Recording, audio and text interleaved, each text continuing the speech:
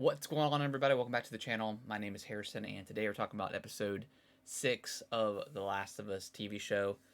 Uh, Full spoilers for obviously this episode and the previous episodes potentially. I usually don't spoil previous ones, but just in case I do, I always like to give that warning. But obviously, this is a spoiler discussion of the episode, and my God, is I say it every week now, but this show is just incredible. Not only just a great video game adaptation, but just a great TV show in general.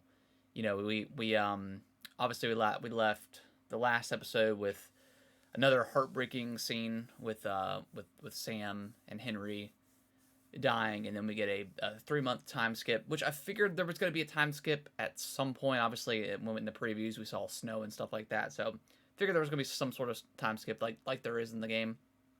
So we finally, um, a great opening scene of them, you know, I guess breaking into that couple's home and just trying to figure out the lay of the land where they're at, and um, it shows Joel is all of a sudden he's got these.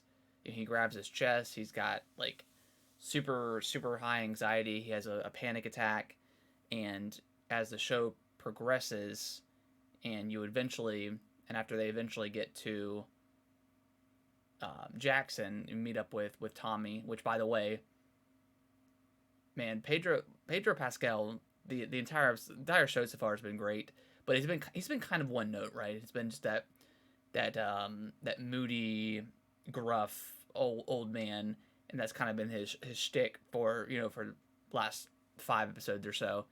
And finally, we get emotional Joel. We get to see him. Obviously, I was talking about on my podcast that I do, but whenever him and Tommy meet up for the first time and he yells his name, you could tell there's some underlying beef that they have, but they just let that aside and embrace each other. And like the jog, I don't know, even the jog that Joel did to get to Tommy was just very emotional. I thought that whole scene was fantastic. Definitely a little bit of a tearjerker, but you could tell like I mentioned before, with the panic attacks that he's having, he's beginning to care for Ellie, as we knew he would, and embrace her as his not new daughter, but as family, and he can't. I think seeing Henry and Sam in the previous episode die, I think that just kind of triggered him that he cannot go through this again.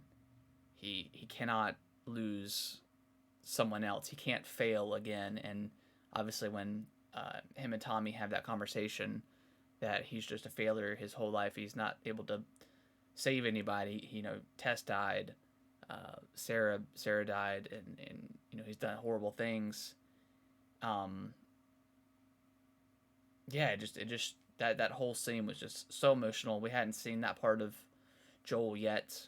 Um, and yeah, he just kind of he's kind of failed, and he even the whole point of coming to see Tommy was he wanted to save him. Like that's what his goal was. I need to save my brother. I need to save my little brother. But not only did he not have to save him, Tommy's thriving in Jackson. With his wife, he's got a kid on the way. So I mean, he's doing very well for himself, and he didn't need Joel. You know, he doesn't need Joel anymore. They parted ways after, I guess, they had a little brief conversation about the things that they've done, and just, I guess, trying to do better. And Joel convinces Tommy that he's older. He's slower. He's partially deaf on one side, so he just thinks that Ellie would be better off. And of course, we know that Ellie overhears it, and they have that conversation in the room, pretty much line for line, shot for shot from the video game, which I thought was really awesome. That we got a little bit of a different perspective seeing the live action version. Whether or not the game version did it better or the show did, it's hard to tell, and I'll have to go back and watch that scene again.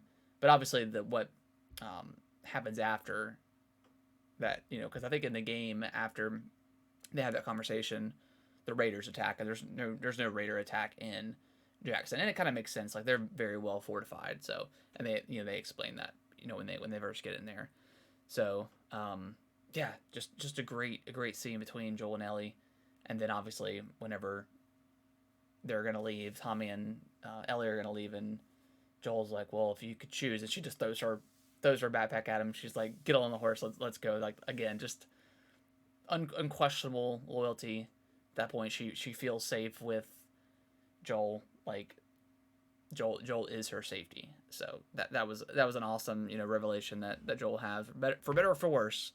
They're sticking it together, and then they obviously they get to the Firefly headquarters, and no one's there, and we weren't sure quite how it was going to happen. We knew Joel was probably going to get severely injured at least in this episode towards the end, and sure enough, it happens, and we're left with a cliffhanger, and knowing if you watch the previews, the next episode is the Left Behind DLC with her and Riley explaining all that stuff. So yeah, really great episode. The show just continues to really just amaze me, and just seeing